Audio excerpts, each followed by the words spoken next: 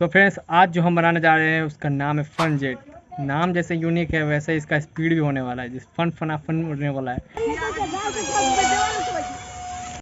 तो चलो इसको बना के देखते हैं पहले, और इसका पीडीएफ पूरा लिंक डिस्क्रिप्शन में मैं दे दूंगा। और इसको स्टेप बाय स्टेप मैं वॉइस ओवर के साथ बनाऊंगा ताकि आप लोगों को प्रॉब्लम ज़्यादा ना हो अगर बनाना चाहे तो। लेकिन मैं पहले बता देता हूँ, जो बिगिनर्स है वो ना बनाइए प्लेन, उनके मतलब कभी फ्लाई नहीं होगा उनसे। जिनके अंदर भाई कीड़ा है कि मैं बनाऊँ उड़ाऊँ बना के ही छोड़ूँ, उनके लिए खास वीडियो होने वाला है, वो पूरा ज़रूर देखें वीडियो और बनाएं। चलिए मैं बताता हूँ step by step. So friends, पहले हमें प्रिंट निकाल लेनी है पूरा अच्छा से, और देख लेनी है कि सब प्रिंट सही से प्रिंट हुआ है या फिर नहीं। और जितने भी सारे यहाँ पे देख सकते हो आप डिज़ाइन, सबको कट करके अच्छे से निकाल लेनी है हमें। पहले कोशिश करना गाइस कि अच्छे से पूरा निकाल पाए, ऐसा नहीं कि एक्स्ट्रा कट मार दे वरना गड़बड़ हो सकती है। जैसे जैसे मैं देख सकते हो आप, मैं कटर से पूरा अच्छा से कट करके निकाल रहा हूँ। ऐसे ही आपको भी निकाल लेनी है पूरे कट। और ये सिर्फ साइज़ है, आपको बनानी पड़ेगी खुद से सैंडिंग पेपर ऐसा यूज़ करके। तो चलिए पहले देखते हैं यहाँ पे पूरा, मतलब मैंने जैसे जैसे कर रहा हूँ वैसे वैसे आप भी ट्रांसपेरेंट टेप से एक साथ ज्वाइंट करके जो लाइंस बने हैं उससे मतलब मैच कराना होगा आपको। जितना भी सारा इसमें पूरा प्लान्स है सब में वैसे ही मैचिंग कराना होगा आपको लाइंस।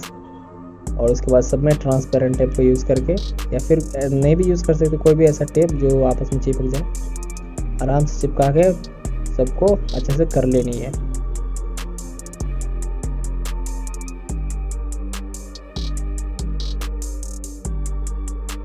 और सबसे ज़्यादा दिक्कत आप लोगों को हो सकता है विंग बनाने में हो जाए, तो मैं ये पूरा देख सकते हो आप, पूरा विंग में कैसे बना रहा हूँ, आप लोग ध्यान से देखना।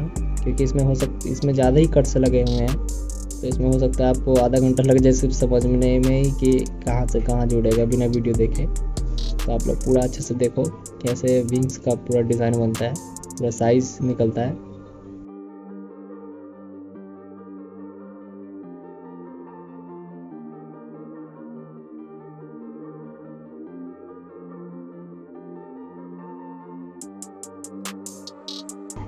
और इसमें अगर कैनोपी आप अगर फोम का ही रखना चाहते हो तो ये ऊपर वाला जोड़ देना आप, या फिर अगर आप अलग से बनाना चाहते हो उसको कट के करके हटा सकते हो। ये जो बीच का पार्ट है ये हमारा विंग लगेगा इसमें, इसलिए मैं कट करके पहले उठा रहा हूँ क्योंकि साइज़ मार्किंग करने में बनेगी तब। तो हमें अब फर्स्टली यहाँ पे देख सकते हो आप, मैं विंग रेडी कर रहा हूँ।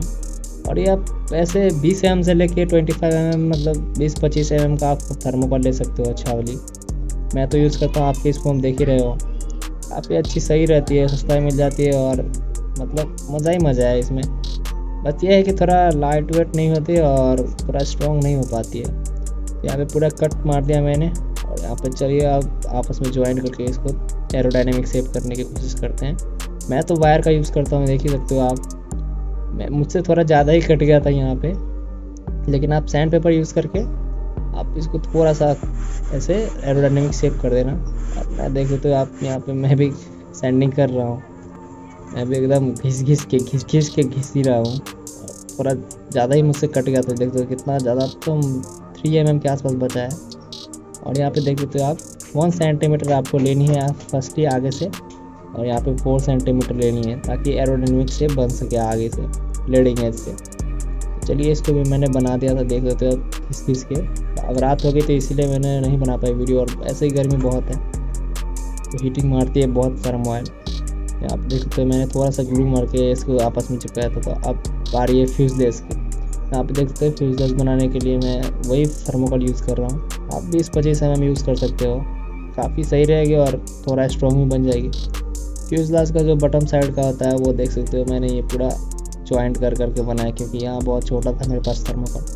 तो अब बारी फ्यूजलेस पूरा कंप्लीट करने की, तो एकदम ये इजी है बहुत, ये तो आप लोग ऐसे ही कर लोगे देख के ही। यहाँ पे देख सकते हो पूरा एकदम ग्लू अच्छा से चिपकाना गाइस, ये क्योंकि समझ सकते हो इसका स्पीड बहुत होने वाला, तो उखड़ ना जाए। तो काफ़ी अच्छे से इसको चिपकाना, जैसे मैं चिपकाता हूँ पूरा अच्छा से ग्लू लगा के। मेरा तो ग्लू का ख़राब ही देख सकते हो, पूरा पीछे से धकेलना पड़ता है यहाँ पे। तो चलिए ये फ्यूजलेस मेरा कंप्लीट हो गया है लगभग। इसकी बारी है मार्किंग की।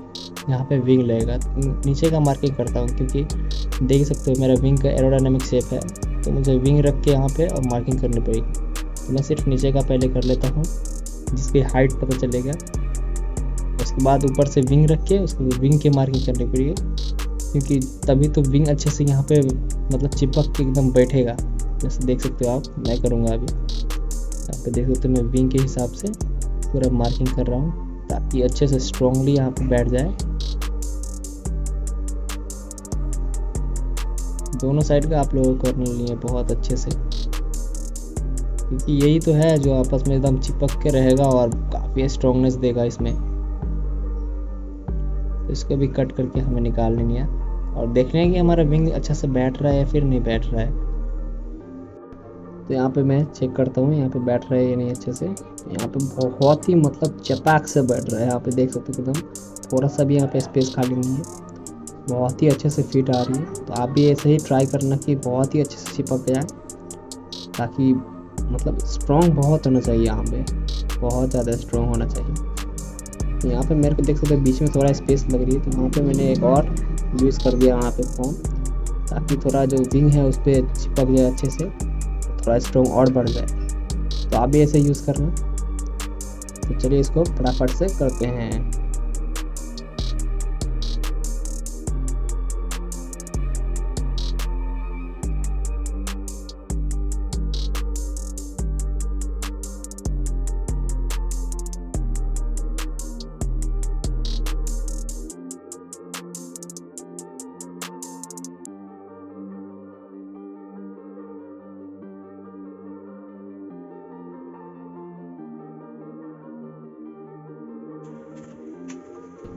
और यहाँ पे देख सकते हो मैंने काफ़ी मेहनत से यहाँ पे एरोडायनेमिक शेप दी है और काफ़ी अच्छे से ग्लू से इसको चिपकाया है। तो देख सकते हो दोनों साइड मैंने चिपका दिया है, और यहाँ पे देख सकते हो थोड़ा ऊपर भी एक फोम लगा दिया ताकि अच्छा से मजबूत हो जाए। और यहाँ पे आप कैनोपी आप कैसा यूज़ करने वाले हो ये आप पे डिपेंड है, आप कैसा भी यूज़ कर सकते हो। मैं तो सोचा इस बार बना के देखूँगा, आगे चल के देखना मैं बनाऊँगा। तो यहाँ पे देख सकते हो मैंने कैनोपी के साइड पे कट कर दिया।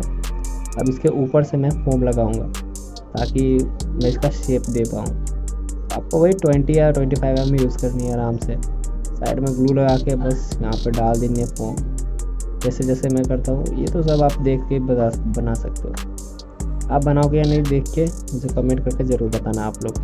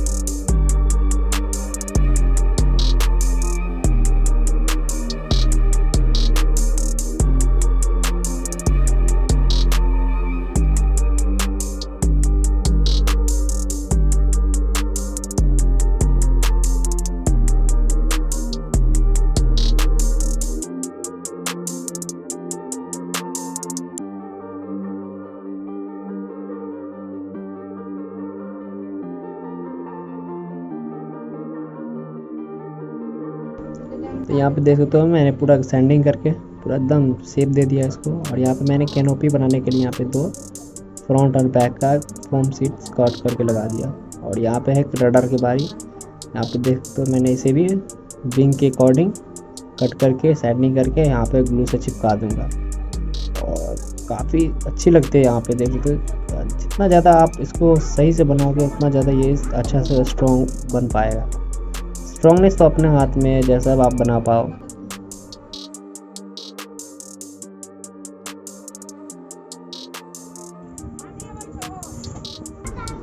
और यहाँ पे देखो तो काफ़ी अच्छी लग रही देखने में। यहाँ पे पूरा जब कंप्लीट हो गया पूरा देख सकते हो, और मुझे बहुत ही पसंद आया कि मतलब मैंने काफ़ी फिनिशिंग से बना पाया हूँ इस बार, क्योंकि यहाँ पे जुगाड़ जब बनाता है तो वहाँ पे फिनिशिंग नहीं दिख पाती।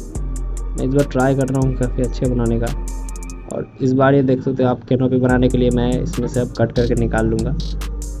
और ये आप निकाल भी सकते हो या फिर आप जैसा आपको पसंद आ जाए वैसा कट कर देना। मैं तो ऐसे ही नॉर्मली कट कर रहा हूँ, आप देख सकते हैं। और यहीं पे सब कुछ लगेगा, बैटरी वगैरह सब कुछ फिट यहीं पे करने वाला हूँ, देख सकते हो यहाँ पे। और इसे स्ट्रॉन्ग बनाने के लिए आप अंदर में थर्मोकोल्स वगैरह जो भी अगर आइसक्रीम स्टिक लगा सकते हो तो अंदर का यहाँ पे थोड़ा काफ़ी मजबूती हो जाए, इसलिए आप यहाँ पे साइड में लगा सकते हो। आप कुछ ऐसा वुड वगैरह कुछ भी यूज़ कर सकते हो। यहाँ पे मैं देख सकते हो यहाँ पे एकदम सिंपल सिस्टम यूज़ कर रहा हूँ। यहाँ पे आराम से यहाँ पे मैग्नेट लगा दूंगा पीछे, बस बात ख़त्म। आपको जैसा पसंद आ जाए आप वैसा कर लेना। ये तो आप जब इतना बना सकते हो तो वो क्या ही है। तो यहाँ पे देख सकते हो मैंने इसमें टेपिंग का कवरिंग किया है साइड से, लेकिन मुझे पूरा करना चाहिए था लेकिन मैं नहीं किया। ये गलती भी हो सकती है, लेकिन आप अगर थर्मोकोल से बना रहे हो तो आप पूरा कवरिंग कर देना पहले टेप से। उसके बाद गाइस यहाँ पे देख सकते हो मैं एक फेविकॉल में वाटर मिक्स कर रहा हूँ ताकि मैं इसको प्लेन को कवर कर सकूँ। मैं इस बार मैं सोचा था क्या कि मैं जो खोज रहा हूँ वो मिल जाए, लेकिन मुझे मेरे यहाँ पे देख सकते हैं टिश्यू पेपर जो काफ़ी अच्छी क्वालिटी की थी। और तो मैं सोचा कि इसे कवरिंग करके देखता हूँ। तो मैंने काफ़ी मेहनत से यहाँ पे पूरा कवरिंग किया, देख सकते हो आप पूरा फेविकॉल मिक्स वाले पानी से मिक्स करके।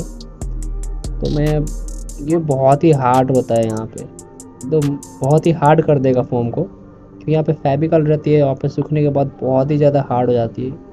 तो अच्छा शेप बन जाता है और स्ट्रॉन्ग भी हो जाता है। तो मैं सोचा कि इस बार कवरिंग करके देखते हैं। तो मैंने पूरा कवरिंग कर दिया और इसके बाद यहाँ पे देख सकते हैं एलेवन सेटिंग के लिए यहाँ पे मैंने पूरा कट करूँगा। अब इसके बाद सूखने के बाद और इसको अच्छे से सूखने देना। यहाँ पे देख सकते हो मैं आराम से 4 सेंटीमीटर पे यहाँ पे मार्क कर रहा हूँ। 4 सेंटीमीटर 4 सेंटीमीटर यहाँ रडर से लेके पूरा साइड तक पूरा कट करना है यहाँ पे, क्योंकि ये बहुत फास्ट होने वाला है तो उसको मतलब मूवमेंट के लिए थोड़ा ज़्यादा चाहिए हमें। तो मैं जैसे जैसे कर रहा हूँ आप वैसा भी करना, एकदम झकास हो जाएगा एकदम बन के रेडी होने बाद। यहाँ पे मैं कट लगा रहा हूँ। मुझे तो बहुत ज़्यादा वीक हो गया था ये फोम, मैंने ज़्यादा ही कट कर दिया था एरोडायनेमिक शेप करने का चक्कर में। तो मेरा बहुत ज़्यादा पतला हो गया, यहाँ पे देख सकते हो आप। कटूँगा इसका निकालूँगा तो मैं नॉर्मली जैसे मैं यूज़ करता हूँ एक मी का प्लास्टिक या फिर 0.3 mm का प्लास्टिक आती है, तो वही यूज़ करता हूँ जैसे मैं इस मूवमेंट के लिए। मैं टेपिंग का यूज़ नहीं करता उतना। तो आप अगर जिसे आपको आसानी लगे तो वो आप कर लेना। यहाँ पे मैंने उसके राउंड शेप कर रहा हूँ ताकि ये मूव अच्छा से कर पाए, कुछ रुके नहीं। तो मैं देख सकते हो आप प्लास्टिक का यूज़ करूँगा यहाँ पे इसके बाद सैंडिंग के बाद। तो ये तो मैं हर एक वीडियो हर एक प्लेन बनाता हूँ उसमें मैं बता देता हूँ कि मैं कैसा यूज़ करता हूँ। तो देख सकते हो मैंने ग्लू लगा दिया अच्छा से, और जो मैंने उसमें कट लगा रखा है उसमें आराम से ये लग जाएगी। आप देख सकते हो एकदम आराम से लग गई। और वापस सूखने के बाद काफ़ी अच्छे से मूवमेंट हो जाएगी। देखो आप बहुत ही अच्छे से लगती है और काफ़ी स्ट्रॉन्ग भी रहती है। तो मैं यूज़ करता हूँ। आप कौन से यूज़ करते हो आप कमेंट करके ज़रूर बताना। तो यहाँ पे अब सर्वो की बारी है। तो यहाँ पे नॉर्मली मार्क करके मैं सर्वो लगा लेता हूँ, जैसे जैसे लगाता हूँ आप भी वैसे ही लगा लेना। यहाँ पे आपको अच्छा लगे वहाँ पे लगा लेना, बीच में तो बीच में लगा लेना, साइड में तो साइड में लगा सकते हो आप। तो यहाँ पे मैं सर्वो टेस्टर से टेस्ट कर लेता हूँ क्या कैसा वर्क कर रहा है। तो यहाँ पे देख सकते हो एक नेचुरल होता है, यहाँ पे ऑटो होता है। ऑटो करने के बाद यहाँ पे ऑटोमेटिक सर्वो यहाँ पे देख सकते हो चेक होने लगता है कि कितना मूव कर रहा है, सही से कर रहा है या फिर कुछ रुक रहा है। तो मेरा परफेक्टली वर्क कर रहा था यहाँ पे देख सकते हो। और सर्वो टेस्टर का मेन यूज़ यही होता है, जब भी हम बनाए तो न्यूट्रल पे करके यहाँ पे पहले लगाते हैं हम इसको वायर, और उसके बाद हम चेक करते हैं। तो अब बारी थी यहाँ पे देख सकते हो पूरा सर्वो करेक्शन के अंदर करने की। तो मैं फोम के अंदर यहाँ पे पूरा लगा देता हूँ और अंदर निकालना था मुझे। जैसे देख सकते हो आप मैं बहुत ही ईजी तरीके से यहाँ पे डाल रहा हूँ बस अब अंदर में।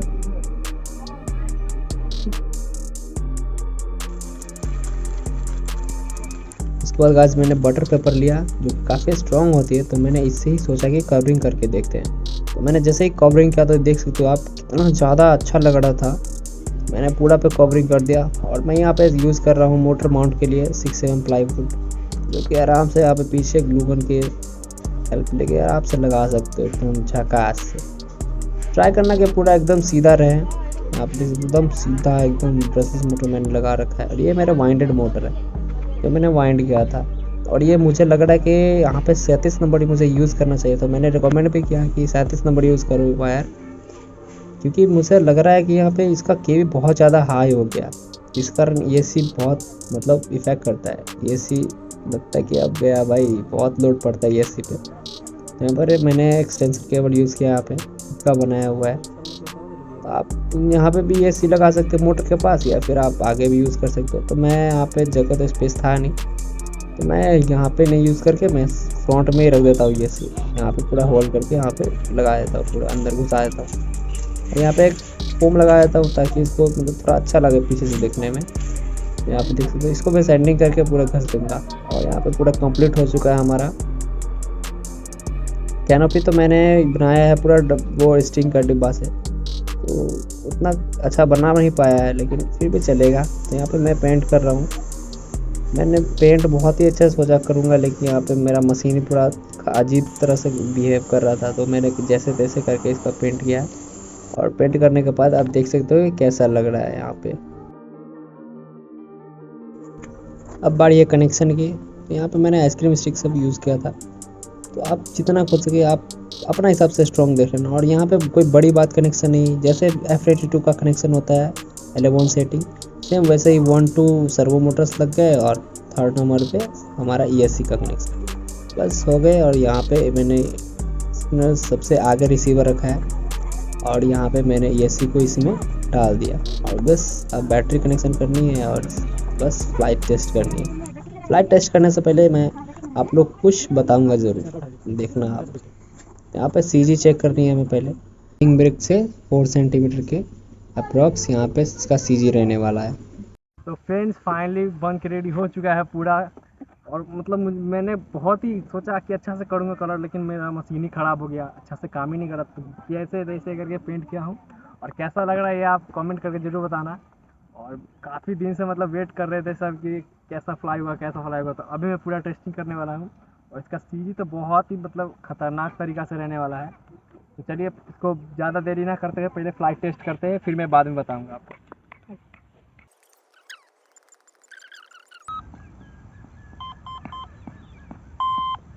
तो देखो आप लोग, इसका जो पीछे का एलिवेटर एल्बॉन सेटिंग जो कहते हैं, ये मैंने थोड़ा अपवर्ड रखा है, क्योंकि इसका मतलब ऐसा शेप ही है कि जिसमें जितना CG यहाँ पे रहता है, तो इसका मतलब ये डाउन की तरफ ज़्यादा मूव करने लगता है। क्योंकि इसको जो एरोडायनेमिक शेप इसका बना है वो मैंने सिर्फ ऊपर से किया है, नीचे से पूरा मतलब स्ट्रेट ही है। तो इसके कारण इसका CG में और फ्लाई में थोड़ा डिपेंड करता है, तो इसका मतलब थोड़ा सा ये अप की तरफ रखना पड़ता है। तो चलिए इसको फ्लाई करके देखते हैं।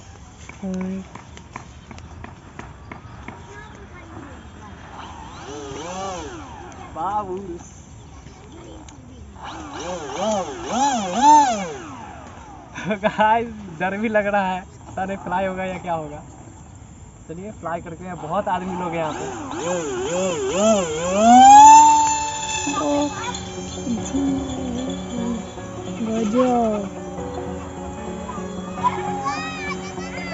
गाइस बहुत ही ज़्यादा फास्ट है।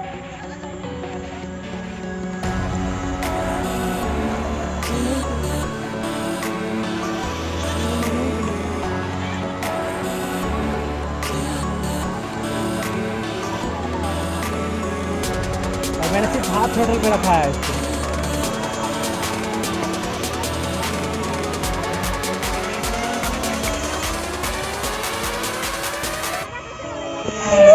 बाप रे,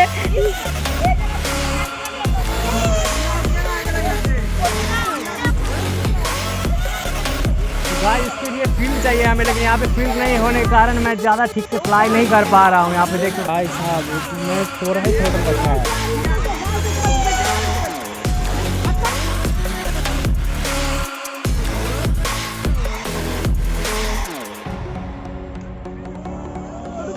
बाप रे, लगला ना।